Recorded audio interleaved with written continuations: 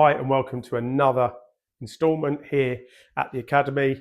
The sun is now starting to shine. I've got a t-shirt on. It's almost gutsy enough that I could go outside in my t-shirt, but I'm not going to just yet. It'll be like a bear just coming out of hibernation. Right, today, just going to talk very simply about a lovely little drill from back in my era. I know I'm only about 20, I look about 25, but I had a long paper round. So back in my era, Faldo was my hero, and then it moved on a little bit to Woods. But Faldo, when he changed his swing, used to be a little bit kind of slidey and a little bit sort of shut in the backswing here. It was kind of an older move, you know, back in the old days where they used to feel even older than me, back in black and white days where they used to kind of keep their head still and try and use their hips a little bit more. Now, Faldo realised that was wrong and he wanted a more rotational swing here, more rotational with the body and the forearms. So him and Ledbetter came up with a drill where they preset the golf club.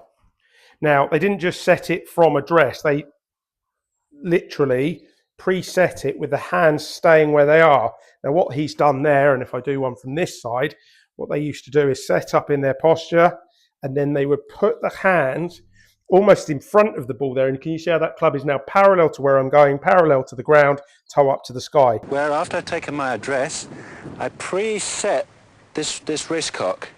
So the club is parallel with the line and also parallel with the ground, so I have completed the wrist cock. I don't want to be here or too far down.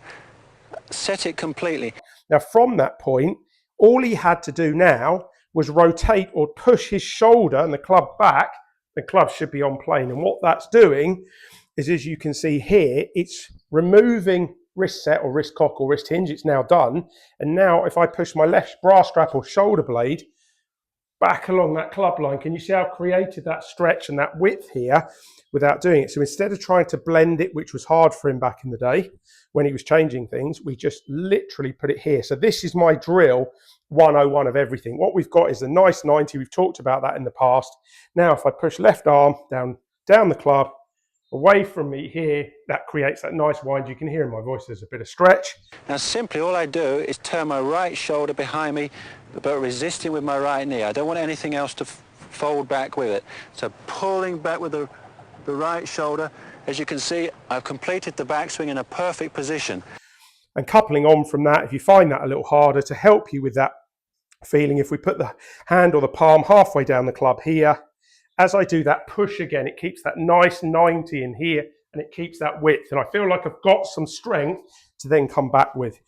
So again, same thing, Faldo drill there. If we put it here again, can you see how it just gives me that strength here and I get used to that feeling of having the arms here.